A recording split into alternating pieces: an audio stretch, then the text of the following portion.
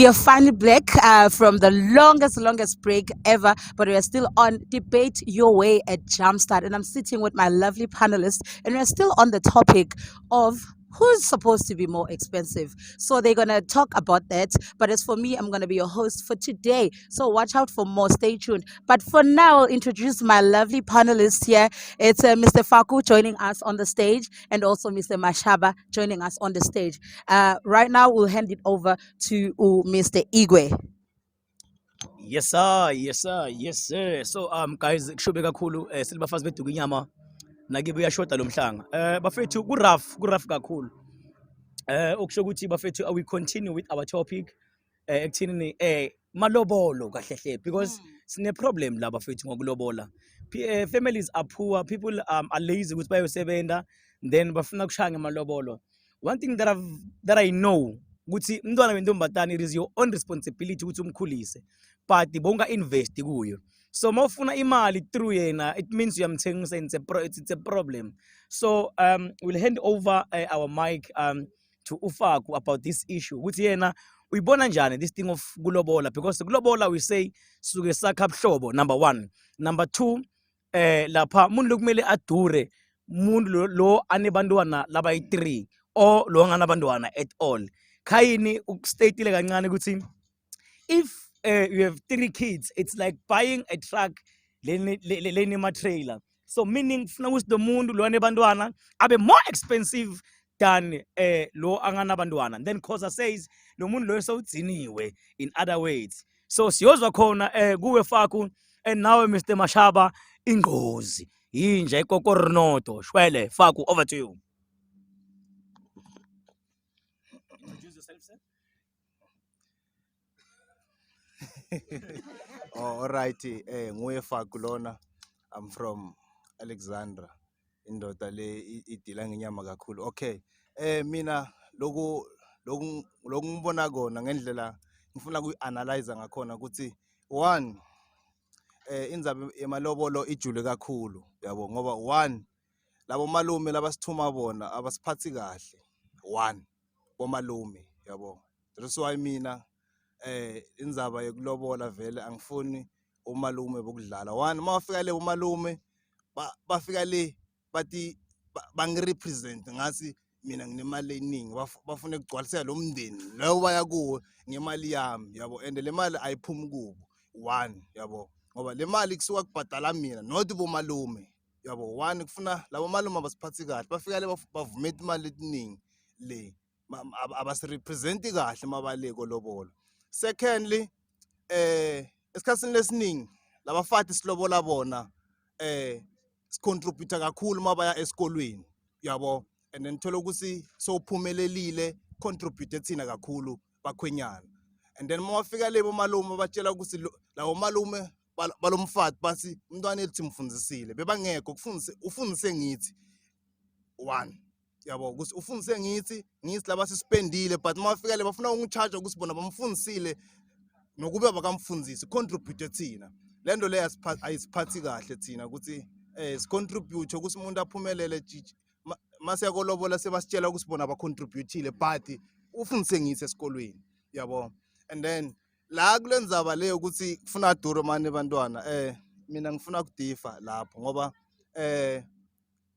akufuneka dure uma anebantwana, ngoba kahle uma already sayana 3 abantwana kufuna vele imali yehle kakhulu, ngoba angeke kulobole umuntu nga150,000, yabo, basi uyadura, basi yabona so dura kakhulu, yabo.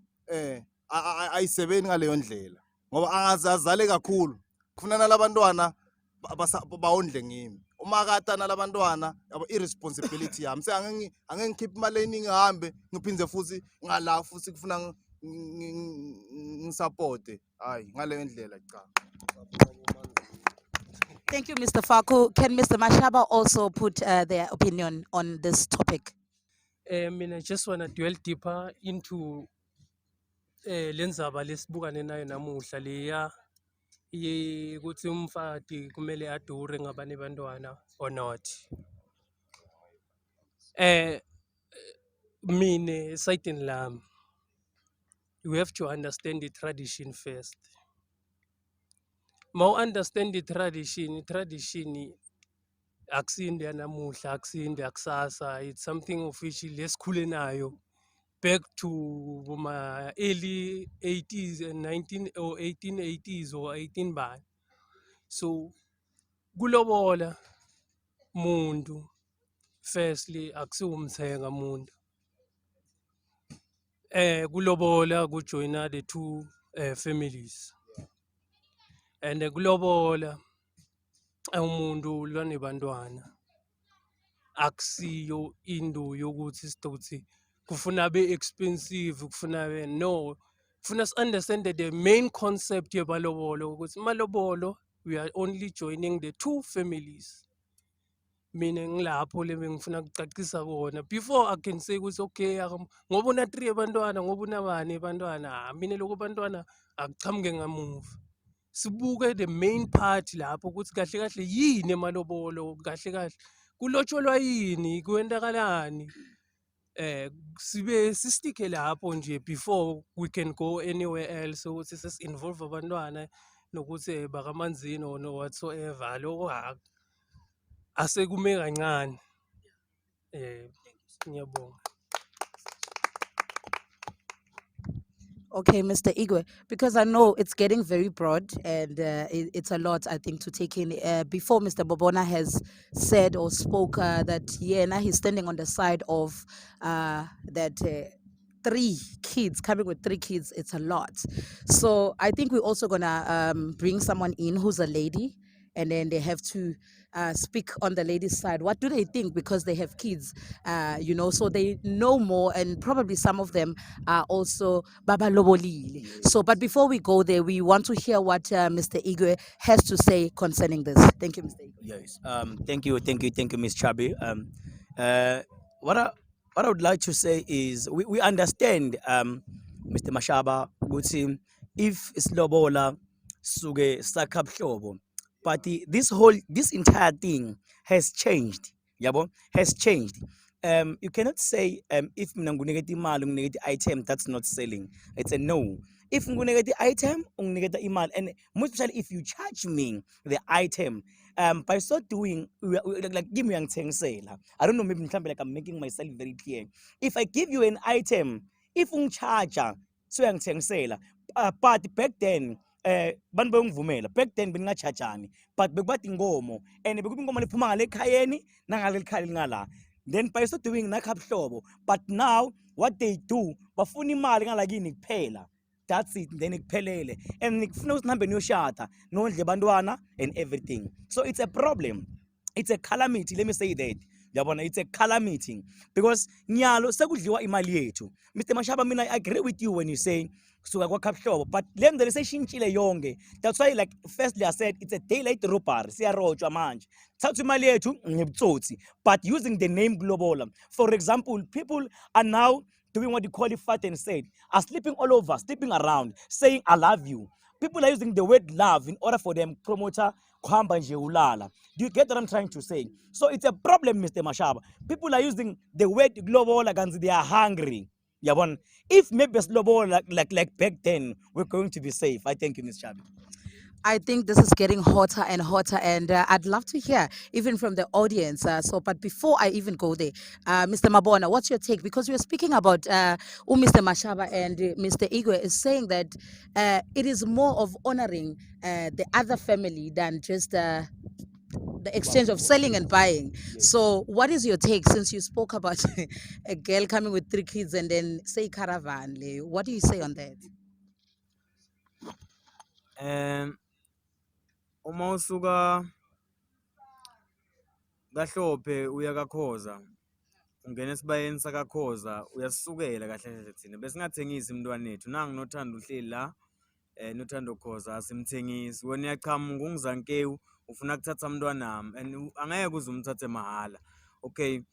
Uma sakaBhlobo, there's no certain amount lebekiwe, but for reasoning ideas uyabona lokuthi asithengisi la, because there's no certain price for kulobola, but then price yakhona should be reasonable because sakabuhlobo la. Le part yokuthi bekulethwa tinkomo back then bekugcwele imfuyo kakhulu mara nyalo kugcwele imali kakhulu. So I think kufuna kube ne-price le reasonable lekhombisaka ukuthi sakabuhlobo. I cannot even make an example because preferably kuya ngale family ukuthi ifuna malini. But then kulobola lisiko lethu. Because some of us ungazulobole sowushadile. Some of us ungaze ulobole kuyashoda ukuthi kube ne-white wedding or Zulu wedding or traditional wedding, whosoever culture lobhilivela kuyo, uyabona. So kubalekile lokuthi uma uthatha umntwana ebantu whatsoever umthetho umyalo lebakuniketa yona uyihloniphe because angisho sekuthiwa kabuhlobo. So you need to also comply with le mithetho le ya whosoever family loyifunako, whether kakhoza ulalela mthetho kakhoza, whether kamathebula ulalela mthetho kamathebula. But my point of view solimile ukuthi umuntu lona 3 bantwana should just be a present, guys. Sipheni yena nje nalabantu abakhe mara hayi ukuthi singa-negotiate for 3 bantwana, no, we cannot. Thank you. Ya nami ngiyabuya la kule meza ku-Mr Khoza. Eyi abantwana abayi-3 kahle kahle mina nama ngiyiboni kahle zankewu. Ma umuntu usakanabantwana abayi-3 zankewu uluza ivelu yakhe yehlile. Unabantwana ukuthi une-experience with yona count, angifuni umfati we-experience. Mina ngitomfundisa le experience. Angithi sithu siyathandana, kumele mina le experience engiyifunayo ngiyomtshela ukuthi umfati wami la ngifuna so la kumele siyahlulana ehamba la selo ane-experience yabantwana abayi-3 wakamanzini, wakakhosa, wakandlovu. Nami ngiyabuya lapha sengifuna omunye wakamathebula, akasatholakali wakamathebula kunalaba. Iyakhuphuka namala amapampasi adura ndoda. Eish, inani iyadura. Thank you. Thank you. What we're saying is here, ngicela kubeka la bantwana we're not talking about umntwana lona 6 months. Let's check how expensive it is ukukhulisa umntwana. Then ifamily yakwamona ingikhulisele umntwana mina. Umntwana msona 5 years. Then ngenhlanhla enhle ngiyamthola umfazi na 3 yezingane. Then it's a bonus to me. It's a bonus. Ngithola imali ehamba nema-interest. Ngithola imali ehamba nema-interest. Ngithola umuntu loyi-1 plus bonus 3. That woman must be more expensive aloqhamuka namntwana, because I'm not even quite sure ukuthi ngiyoyithola indlalifa kuye. Then that woman must be more expensive lona 3 bantwana, because ungikhombile ukuthi bantwana banakekele njani. That 3 ikhona nokuphila, ikhona nokusurvive through that woman. That woman must be honored and respected, not this other one longana bantwana. Miss Chabi, thank you. Things are getting more intense, guys, as you can hear. But we have somebody from the audience who has just joined us. I'm sure that you have seen Miss Vero. So this topic has gotten broader and broader. But I would love to hear, what do you think of what they've been speaking about? Thank you, Ms. Charles. Firstly, ngisho ukuthi as Black people, let us not forget ukuthi so we are Africans. Let me just say that. Makulotsholwa umfati akulotsholwa abantwana. And what you should bear in mind is that whenever uyolobola loyo muntu loyo usuke wati kahle ukuthi unebantwana, right? And now uyolobola yena awuloboli bantwana, ulobola yena. And isiswati sethu sithi if ulobola umfati umlobola nebantu bakhe. Sekukuwe wena as a man ukuthi bantwana uyabathatha. And let's go back to our culture. Iculture yethu ithi umntwana lengimtele ngaphandle kwemshado umntwana wasekhaya, akasi umntwana walela ngiyowenza khona. So I think we need to clarify on that, because it's something that we need to vow on. Umntwana nangabe atawuhamba ayekwenzeni nami, it's because mina nawe as a man sivumelene. It is not, you are not obliged kwekuthi ubalobole bona. But if ulkick lakho liyakuvuma lokho, you can do that. Sengibuya ke ekuthenini nangabe uthi wena indoda umfati onebantwana abaningi akalotsholwe ngemali lesetuni. Sithi ngabo seswethu labangadali. Utamthatha loyo umlobole afike ahlale nawe akabatholi bantwana. Umlobole ngemali lencane nako konke lokho. So bona baba kuphi lapho kuleyo sequence leyo. So sengithi ngiyaconclude konke ngivala. I'm saying imali yemalobolo akube i-agreement yokuthi sakha ubuhlobo. hayi ukuthi siyathengiselana. To emphasize, bantwana abasi iphathi yemalobolo. Ulobola umfati wakho ngale nivumelene ngako nako. And umfati wakho before alotsholo uyahlala phasi nebemndeni bakhe. Mhlabe batosho so inkomo le 1 ing 5,000 athena because ukwathi kanjani kangcono than thine lesicharge. Before even nifika nini yonke indzaba yemalobolo isuke seyiqedziwe lapha. It's just an arrangement formality, so to say okay bakankuna or bakabani inkomo le 1 ithi 1,000 rand and you are happy because at the end of the day usayocala impilo. Thank you. I thank you. That was clarified and ivaliwe igwe or siyayichubekisa ngale ndlela leyo. Ngibone ngathi uphakamisa isandla na Mr. Mabona, you are acknowledged. Yeah. No, the problem is, let me just first say, I love you, Miss Chabi, the way you're handling it. And thank you, kule audience lengenile. But let me say this, guys. This is a daylight robbery. Let me just go back to that. It is healthy the way we are saying it. It's like if you call pants and say imali lengaka, but trust me, bomalume uma sebanegotiate ngale, they're talking nonsense uma sebangali. They're not abasakhulumi lokhu nivumelane ngako as the family. Bashintsha saying umntwana simfundzisile as if irresponsibility yemhlaba wonke. Can it is your own responsibility as if family umntwana wenu nimfundzise nimise scale. Then they are counting that masela lapha emacansini.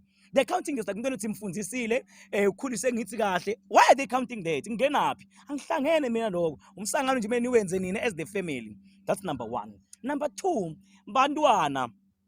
Maybe we are practicing like different cultures, but bantwana bahamba no mama. The problem is if bahlala le, mina as a man nomngami la, we have to suffer ukuthi ingane zihleli kanjani kabomfazi. It's a problem. Indoda ihambila isekho kunami nomfazi wami engimthethele nezingane zakhe ezintathu. It's going to be a problem if they're going to say mine I must also send imali kwagogo. It's a problem. At the end of the day, kids are complaining, they are saving my very own money, then it's going to be better. It's going to be health, Ms. Chab. If by 3, then let it be that be expensive. Yes, less. It can be 300, it's fine. It can be 300, it's fine. No, it can be 300, it's fine. I cannot buy an item. Says it's a if umchacha imali, that's buying an item. If we're going to say it's nimale ngaga, siboni blomlen siyalthanda, sinimale ngaga, it's called the global log. But if you're gonna charge me and say we need 10,000, 50,000, then we're selling me an item. Like me oh nimang figure engine. I'm only that item ngithengile. And then the problem ikala lapho. Ngiyakukhathala ngiyakubhuqa under the name that says ngithengile. Gini bang charge imali ngaga. The problem because we don't know which why it's like sisinshaya. It is because if shung manje sikhaphe sorry Miss Chabi sengiyarapper into ekhona la isekuthenini bafethu ukulobola akume kancane thina asize kini sizocela buhlobo with the amount that we have as a family. Thank you, Miss Chabi.